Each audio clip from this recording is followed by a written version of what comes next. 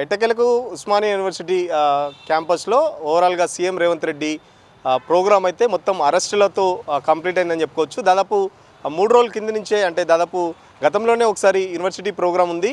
But అప్పుడు ఢిల్లీ వెళ్ళే కార్యక్రమంలో రేవంత్ రెడ్డి బిజీగా ఉన్నాడని చెప్పేసి పోస్ట్పోన్ అయింది. సో నిన్నటి నుంచి రేవంత్ రెడ్డి ఈరోజు ఉస్మానియా యూనివర్సిటీలో బిల్డింగ్ హాస్టల్కి సంబంధించి ఓపెనింగ్ కార్యక్రమం ఉంది కాబట్టి దాదాపు చాలా వరకు ఇటు బీఆర్ఎస్వి కానీ లేకపోతే వామపక్ష విద్యార్థి సంఘాలు కానీ ఇటు అశోక్ నగర్లో ఏదైతే నిరుద్యోగులు పోరాటం చేస్తున్నారో ఉద్యోగుల నోటిఫికేషన్కి సంబంధించి చాలామంది నిరుద్యోగులు అయితే పోరాడుతున్నారు. సో వాళ్ళందరినీ నిన్నటి నుంచే ఎక్కడికక్కడ అరెస్టులు చేశారు. సో రేవంత్ రెడ్డి కూడా చాలా కీలకమైన ఉపన్యాసం అయితే చేయడం జరిగింది. యూనివర్సిటీకి సంబంధించి తెలంగాణ రాష్ట్రంకి సంబంధించి తెలంగాణ వేరు, ఉస్మానియా యూనివర్సిటీ వేరు కాదు. అసలు తెలంగాణ రాష్ట్రం రావడానికి ఉస్మానియా యూనివర్సిటీకి సంబంధించి చాలా గొప్పగా చెప్పడం జరిగింది. ఉస్మానియా యూనివర్సిటీలో ఉండే విద్యార్థులకు ఉండే పోరాటం కానీ అయితే చదువుతో పాటు ప్రశ్నించే తత్వం కూడా ఇక్కడి నుంచే మొదలైంది. ఇక్కడ చాలామంది పెద్ద మన దేశ మాజీ ప్రధాని పివి నరసింహారావు కావచ్చు, లేకపోతే జైపాల్ రెడ్డి, ఉత్తమ పార్లమెంటేరియన్, ఇట్లా చెప్పుకుంటూ పోతే ఉస్మానియా యూనివర్సిటీలో చాలామంది పెద్ద గొప్ప నాయకులైన వాళ్ళు ఉన్నారు. సో ఖచ్చితంగా ఇక్కడి నుంచి నాయకత్వ లక్షణాలన్నీ గతంలోనే పురుడు పోసుకున్నాయి. సో ఉద్యమంతో పాటు అటు చదువుతో పాటు ఉద్యమాలు కూడా మీకు చాలా వెన్నతో పెట్టిన విద్య అని చెప్పేసి చెప్తూ రేవంత్ రెడ్డి అయితే విద్యార్థుల్ని ఆకట్టుకునే ప్రయత్నం చేశాడు. బట్ మరో పక్కన ఇటు బీఆర్ఎస్ వాదన ఎట్లా ఉందంటే, గతంలో మా ప్రభుత్వంలో ఇచ్చిన నిధులతో కట్టిన హాస్టల్ బిల్డింగ్కి ఇప్పుడు రేవంత్ రెడ్డి వచ్చి రిబ్బన్ కట్ చేస్తున్నాడు. ఇదేం ప్రజాపాలన? ఒకవేళ రేవంత్ రెడ్డి ఉస్మానియా క్యాంపస్కి వస్తే ఇంత పెద్ద హడావిడ, ఇంత పెద్ద పోలీస్ బందోబస్తు రావాలా? ఎక్కడికక్కడ కంచెలు పెట్టారు. అసలు ఉమ్మడి రాష్ట్రంలో కూడా ఇంత విధ్వంసం కానీ ఇంత ఆంక్షలు లేవు విద్యార్థులపై, ఇంత ఘోరమైన ఆంక్షలు పెట్టాలని చెప్పేసి అటు బీఆర్ఎస్ కానీ వామపక్ష విద్యార్థి సంఘాలు కూడా పెద్ద ఎత్తున ఆరోపణ చేస్తున్నాయి. సో ఖచ్చితంగా రేవంత్ రెడ్డి మాత్రం విద్యార్థులను ఇటు నిరుద్యోగుల్ని ఆకట్టుకునే ప్రయత్నం అయితే చేశాడని చెప్పుకోవచ్చు. బట్ నిరుద్యోగులు మాత్రం రేవంత్ రెడ్డి స్పీచ్ విని మాత్రం చాలా నిరుత్సాహంగా ఉన్న పరిస్థితి. ఎందుకంటే గతంలో మొన్న చిక్కడపల్లి లైబ్రరీలో కూడా కాంగ్రెస్ ఎమ్మెల్సీ అద్దంకి దయాకర్ కూడా నిరుద్యోగులతో ఒక మీటింగ్ పెట్టి త్వరలోనే మిమ్మల్ని అందరినీ రేవంత్ రెడ్డి దగ్గర తీసుకెళ్తాను, త్వరలో 40,000 నోటిఫికేషన్ సంబంధించి ఒక గుడ్ న్యూస్ వింటారని చెప్పేసి కూడా చాలా వరకు హామీలు ఇచ్చారు. ఆ ప్రోగ్రాం జరిగి కూడా దాదాపు 20 రోజుల పైన అవుతుంది. సో ఈ సభలో ఖచ్చితంగా నిరుద్యోగులకు సంబంధించి ఏదో ఒక స్పష్టమైన నోటిఫికేషన్ సంబంధించి హామీ రాబోతుంది, లేకపోతే ప్రకటన రాబోతుందని నిరుద్యోగులు అయితే వెయిట్ చేశారు. బట్ మళ్ళీ ముఖ్యమంత్రి కూడా వాళ్ళ ఆశల మీద నీళ్లు పోసినట్టు కనబడింది. ఎందుకంటే త్వరలో, అంటే మళ్ళీ 6 నెలల్లో 40,000 నోటిఫికేషన్ సంబంధించి ఉద్యోగ నియామకాలకు సంబంధించి నోటిఫికేషన్లు అయితే ఇస్తామని చెప్పేశారు.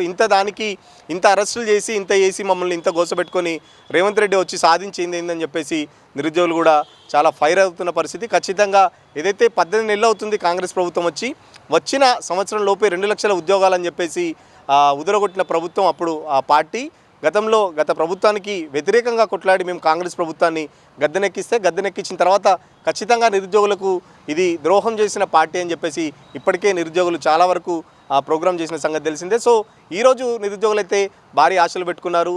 రేవంత్ రెడ్డి స్పీచ్లో ఖచ్చితంగా ఆ ఉద్యోగ నోటిఫికేషన్ సంబంధించి ఒక ప్రకటన వస్తుందని చెప్పేసి చాలా వరకు నిరుద్యోగులు రాష్ట్ర వ్యాప్తంగా ఎదురు చూస్తున్న పరిస్థితి. బట్ దానికి సంబంధించి ఒక స్పష్టమైన ప్రకటన అయితే రాలేదు. మళ్ళీ యాజ్ యూజువల్గా త్వరలో అని చెప్పేసి మళ్ళీ త్వరలోనే 6 నెలల లోపు అని చెప్పేసి మళ్ళీ ముఖ్యమంత్రి ప్రకటించడం, ఎంతసేపు యూనివర్సిటీకి సంబంధించి మాట్లాడారు కానీ యూనివర్సిటీకి సంబంధించిన మౌలిక సదుపాయాలు కానీ ఇంకోటి ఇన్ఫ్రాస్ట్రక్చర్ గురించి కానీ మాట్లాడలేదు. కేవలం యూనివర్సిటీకి వచ్చి డబ్బాలు కొట్టి అదేదో కాంగ్రెస్ పార్టీ మీటింగ్లా ఉంది కానీ ఒక ప్రభుత్వ కార్యక్రమంలా లేదని చెప్పేసి ఇప్పటికే విద్యార్థి సంఘాలు మండిపడుతున్న పరిస్థితి. గతంలోనే కూడా రేవంత్ రెడ్డి వస్తుండని చెప్తే ఏదైతే వాయిదా పడిందో అప్పటి నుంచి విద్యార్థి సంఘాలు చాలా సీరియస్గా యూనివర్సిటీలో ఆందోళన చేశాయి. ఖచ్చితంగా రేవంత్ రెడ్డి ఏదైతే 2 లక్షల ఉద్యోగాలకు సంబంధించి ప్రకటన చేశారో దానికి సంబంధించి ఒక స్పష్టమైన వైఖరితో వస్తే మాత్రమే మేము రేవంత్ రెడ్డిని యూనివర్సిటీలో అడుగుపెట్టనిస్తామని చెప్పేసి ప్రకటించిన నేపథ్యంలో దాదాపు 2 రోజుల నుంచి ఎక్కడికక్కడ విద్యార్థులను అరెస్ట్ చేయడం, ఇదేం ప్రజాపాలన అంటూ విద్యార్థి సంఘాలు కూడా మండిపడుతున్న నేపథ్యంలో యూనివర్సిటీకి సంబంధించి మీ సమస్యలు ఏమైనా ఉంటే చెప్పండి, ఖచ్చితంగా నేను పరిష్కార దిశగా నేను అడుగులు వేస్తాను, ఖచ్చితంగా కూర్చొని మాట్లాడుకుందామని చెప్పేసి రేవంత్ రెడ్డి కూడా నచ్చజెప్పే ప్రయత్నం చేశాడు. మళ్ళీ డిసెంబర్లో యూనివర్సిటీకి వస్తాను, అప్పటికి ఏ ఒక్క పోలీసులు కూడా యూనివర్సిటీకి రావద్దు అని చెప్పేసి పోలీసులకు కూడా అక్కడికక్కడి ఆదేశాలు ఇచ్చారు. ఎవరు వచ్చి ధర్నాలు చేస్తారో, ఎవరు వచ్చి నిరసనలు చెప్తారో తెలపండి, వాళ్ళకు నేను నా ప్రభుత్వం ఏం చేస్తుందో అని చెప్పేసి వాళ్ళకు స్పష్టంగా తెలిపే బాధ్యత నాపై ఉంది. సో ఖచ్చితంగా నెక్స్ట్ డిసెంబర్లో మళ్ళీ నేను వచ్చేటప్పుడు ఖచ్చితంగా ఏ ఒక్క పోలీస్ కూడా యూనివర్సిటీలో అవపడొద్దని చెప్పేసి పోలీసులకు కూడా తెలిపిన పరిస్థితి. మరో పక్కన ఈ తంతంతా చూస్తుంటే నిరుద్యోగులు మాత్రం చాలా సీరియస్గానే ఉన్నట్టు కనబడుతుంది. ఎందుకంటే అద్దంకి దయాకర్ మీటింగ్ పెట్టిన తర్వాత ఖచ్చితంగా ముఖ్యమంత్రి దగ్గర తీసుకెళ్తారు.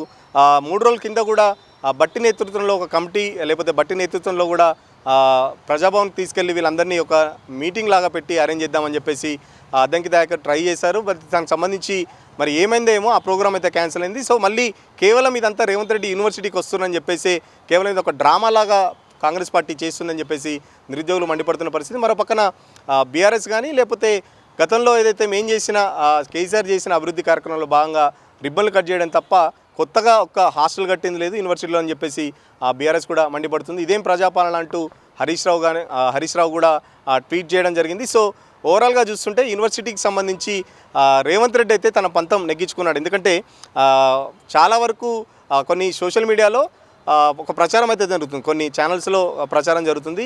గత 20 ఏళ్ళలో సీఎం ఎప్పుడూ రాలేదు, మొదటిసారి తెలంగాణ వచ్చిన తర్వాత మళ్ళీ సీఎం వస్తుండని చెప్పేసి కొన్ని ఛానల్స్లో కూడా ప్రచారం చేస్తున్నాయి. బట్ ఆ ప్రచారాన్ని బీఆర్ఎస్ పార్టీ కూడా చాలా ఖండించింది. ఎందుకంటే గతంలో యూనివర్సిటీకి సంబంధించి శతాబ్ది ఉత్సవాలలో భాగంగా అప్పటి రాష్ట్రపతి ప్రణబ్ ముఖర్జీతో అప్పటి ముఖ్యమంత్రి కేసీఆర్ పాల్గొన్న ఫోటోలు కూడా సోషల్ మీడియాలో వైరల్ చేస్తున్నాయి. కావాలని కొన్ని ఛానళ్ళు రేవంత్ రెడ్డిని ప్రసన్నం చేసుకోవడానికి కొన్ని కుట్రలు పన్నుతానని చెప్పేసి రేవంత్ రెడ్డి కుట్రలు ఇంకా సాగవని చెప్పేసి కూడా బీఆర్ఎస్ చెప్తుంటే ఆ మీటింగ్ కూడా ఖచ్చితంగా ఏదైతే ప్రొఫెసర్ కోదండరాం ఎమ్మెల్సీ పోయిన పరిస్థితి కూడా ఆ విద్యార్థులకు చెప్పే ప్రయత్నం చేశాడు. కోదండరాం మీకు మాకు ఒక వారధిలాగా ఉంటాడని చెప్పేసి మీ సమస్యలన్నీ ఒక విద్యావేత్తగా ఒక ప్రొఫెసర్గా మీ సమస్యలన్నీ మా దగ్గరికి తీసుకొస్తాడనే ఒక దాంతోనే ఆయనకు ఎమ్మెల్సీ ఇస్తే కావాలని ఆ ఎమ్మెల్సీ కూడా పోడగొట్టారు.